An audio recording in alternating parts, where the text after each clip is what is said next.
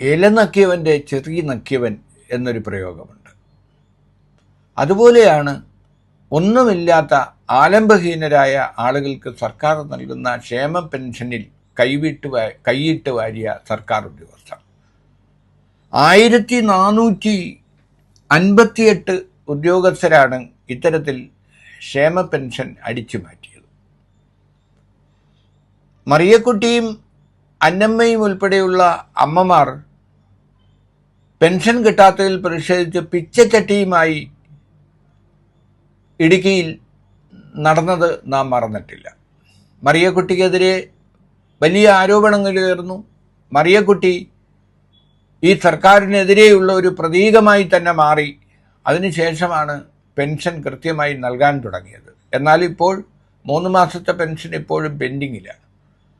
അപ്പോൾ ഈ ക്ഷേമ പെൻഷൻ തട്ടിയെടുത്തവരുടെ പേര് വെളിപ്പെടുത്താൻ കഴിയില്ലെന്നാണ് ധനമന്ത്രി ബാലഗോപാൽ പറയുന്നത്.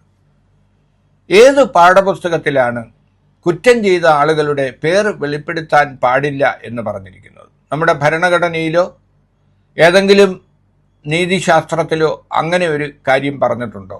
കുറ്റം ആര് ചെയ്താലും അവർ നടത്തിയ കുറ്റം പൊതുസമൂഹത്തിൻ്റെ മുന്നിൽ വെളിപ്പെടുത്താനുള്ള ബാധ്യത സർക്കാരുകൾക്കുണ്ട്, അന്വേഷണ ഏജൻസികൾക്കുണ്ട്. ഈ 1600 രൂപ വരുന്ന തുച്ഛമായ കാശ് തട്ടിയെടുത്തവരിൽ കോളേജ് പ്രൊഫസർമാരുണ്ട്, +2 അധ്യാപകരുണ്ട്, ഗസറ്റഡ് ഓഫീസർമാരുണ്ട്, ക്ലാർക്കുമാരുണ്ട്, ക്ലാസ് 4 ജീവനക്കാരുണ്ട്. ക്ലാസ് 4 ജീവനക്കാർക്ക് പോലും നല്ല ശമ്പളമാണ് ലഭിക്കുന്നത്. അപ്പം സർക്കാരിൽ നിന്നും നല്ല ശമ്പളം പറ്റുന്ന ഉദ്യോഗസ്ഥർ വികലാംഗർക്കും വൃദ്ധർക്കും ആലംബഹീനരുമായ ആശ്രയമില്ലാത്ത ആളുകൾക്ക് മരുന്ന് വാങ്ങാനും മറ്റും നൽകുന്ന ക്ഷേമ പെൻഷൻ, അത് തട്ടിയെടുത്തവരെ സത്യത്തിൽ പറഞ്ഞാൽ അറബി നാട്ടുകളിലെ നിയമം അനുസരിച്ച് വെടിവെച്ച് കൊല്ലുന്നത് പോലെ അല്ലെങ്കിൽ കല്ലെറിഞ്ഞ് കൊല്ലേണ്ടതാണ്. പിന്നെ നമ്മുടേത് ഒരു ജനാധിപത്യ സംവിധാനമാകുന്നതുകൊണ്ട് അതിന് വഴിയില്ല. പക്ഷേ ധനകാര്യ വകുപ്പിൻ്റെ അന്വേഷണ ഏജൻസിയാണ് ഇതെല്ലാം കണ്ടെത്തിയത്. അപ്പോൾ ലക്ഷക്കണക്കിന് വരുന്ന ഈ ക്ഷേമ പെൻഷൻ വിതരണം ചെയ്യുന്നതിൽ ഇത്തരം ഒരു അപാകത കടന്നുകൂടിയത് ഒറ്റപ്പെട്ട സംഭവമായിരിക്കില്ല. 1500 പേരോളം ആവില്ല ഇത്തരത്തിൽ തട്ടിയെടുത്തത്. തട്ടിപ്പുകാരുടെ എണ്ണം അനവധി ഉണ്ടാവാം, അവർ പ്രബലരാവാം. അതുകൊണ്ടാണ് അവരുടെ പേര് വെളിപ്പെടുത്താൻ സർക്കാർ ഭയപ്പെടുന്നത്. അഴിമതിക്കെതിരെ ഏത് കാലത്തും സംസാരിച്ചിട്ടുള്ള, കുരിശുയുദ്ധം നടത്തിയിട്ടുള്ള ഇടതുപക്ഷ സർക്കാർ ഭരിക്കുമ്പോൾ കേരളത്തെ ഞെട്ടിക്കുന്ന ഇത്തരം ഒരു അഴിമതി ധനകാര്യ വകുപ്പ് തന്നെ കണ്ടെത്തി പുറത്തു കൊണ്ടുവന്നിട്ടും അവരുടെ പേര് വെളിപ്പെടുത്താനോ അവർക്കെതിരെ ശക്തമായ നടപടിയെടുക്കാനോ കഴിയുന്നില്ല എന്ന് പറയുന്നത് ഗുരുതരമായ വീഴ്ചയാണ്. ശക്തമായ നടപടിയെടുക്കും. അതാത് ഡിപ്പാർട്ട്മെന്റ് മേധാവികൾക്ക് ഈ തട്ടിപ്പുകാരുടെ പേര് വിവരങ്ങൾ നൽകിയിട്ടുണ്ട് എന്നാണ് പറയുന്നത്. അതുകൊണ്ട് എന്ത് കാര്യം? ഈ നടപടിയെക്കുറിച്ച് എങ്ങനെ ജനങ്ങൾ അറിയും? ആരാണ് തട്ടിപ്പ് നടത്തിയതെന്ന് പൊതുസമൂഹത്തെ അറിയിക്കണ്ടേ? ഈ ക്ഷേമ പെൻഷൻ കൈയിട്ട് വാരിയവർ അവരിരിക്കുന്ന ഡിപ്പാർട്ട്മെന്റുകളിൽ എന്ത് അഴിമതിയും നടത്തില്ലേ? ആരോഗ്യ വകുപ്പിലെ ഉദ്യോഗസ്ഥരുണ്ട്, വിദ്യാഭ്യാസ വകുപ്പിലെ ഉദ്യോഗസ്ഥരുണ്ട്, ധനകാര്യ വകുപ്പിലെ തന്നെ ഉദ്യോഗസ്ഥരുണ്ട് ഈ പട്ടികയിൽ. അപ്പോൾ എല്ലാവരുടെയും പേര് അടിയന്തരമായി വെളിപ്പെടുത്താൻ കഴിഞ്ഞില്ലെങ്കിൽ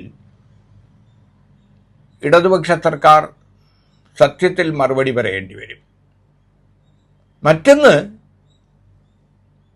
ഈ മാസ്റ്ററിംഗ് നടത്താറുണ്ട്. മാസ്റ്ററിംഗ് നടത്തുമ്പോൾ ഇവർ ക്ഷേമ പെൻഷന് അർഹരാണെന്ന് സർട്ടിഫൈ ചെയ്യുന്നത് ഗസറ്റഡ് റാങ്കിലുള്ള ഉദ്യോഗസ്ഥരാണ്. അപ്പോൾ അങ്ങനെ ഇവർ പെൻഷൻ അർഹരാണ് എന്ന് സർട്ടിഫിക്കറ്റ് നൽകിയ പഞ്ചായത്ത് സർവീസിലെയും മറ്റ് തലത്തിലെയും ഉദ്യോഗസ്ഥരുണ്ട്. അവരും ഇതിൽ പങ്കു പറ്റിയിട്ടുണ്ടോ പരിശോധിക്കപ്പെടേണ്ടതാണ്. വികലാംഗരുടെ പേരിലാണ് ഏറ്റവും കൂടുതൽ പണം തട്ടിയെടുത്തിരിക്കുന്നത്. കാഴ്ചയില്ലാത്തവർ, കൈയില്ലാത്തവർ, കാല് നഷ്ടപ്പെട്ടവർ, ഭാഗികമായി തളർന്നു പോയവർ, അത്തരം വികലാംഗരെ പോലും വെറുതെ വിടാത്ത ഈ തട്ടിപ്പുകാരെ താങ്ങി നിർത്താനുള്ള എന്ത് ബാധ്യതയാണ് സർക്കാരിനുള്ളത്? അഴിമതിക്കെതിരെ എന്നും സംസാരിക്കാറുള്ള NGO അസോസിയേഷൻ ആയാലും NGO യൂണിയൻ ആയാലും KGO ആയാലും ഈ സംഘടനകളെല്ലാം ഇപ്പോൾ അവരുടെ ആർജവം, അവരുടെ സത്യസന്ധത വെളിപ്പെടുത്താൻ കിട്ടിയിരിക്കുന്ന ഒരു സുവർണാവസരമാണ്.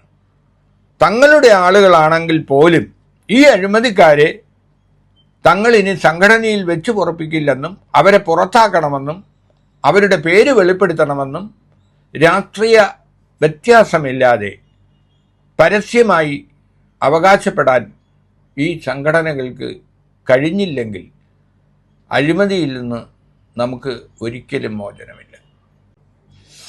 സർക്കാർ ഇപ്പോൾ പറയുന്ന ശിക്ഷണ നടപടി പലിശ സഹിതം ഇവർ തട്ടിയെടുത്ത തുക ലക്ഷക്കണക്കിന് വരും. കുറേ കാലമായി നടത്തിയ തട്ടിപ്പ് ലക്ഷക്കണക്കിന് വരും. അപ്പോൾ ഓരോ ആളിൽ നിന്നും തട്ടിയെടുത്ത തുക പലിശ സഹിതം തിരിച്ചു പിടിക്കുമെന്നാണ്. അങ്ങനെയാണെങ്കിൽ വലിയ മോഷ്ടാക്കൾ, കവർച്ചക്കാർ പിടിക്കപ്പെടുമ്പോൾ അവർ കവർച്ച ചെയ്ത അല്ലെങ്കിൽ മോഷ്ടിച്ച പണം തിരിച്ചു നൽകിയാൽ ആ കേസ്, ആ ശിക്ഷ അവിടെ അവസാനിക്കുമോ? ഈ ചോദ്യത്തിനുള്ള ഉത്തരം കൂടി ധനകാര്യമന്ത്രിയും സർക്കാരും പറയേണ്ടതാണ്.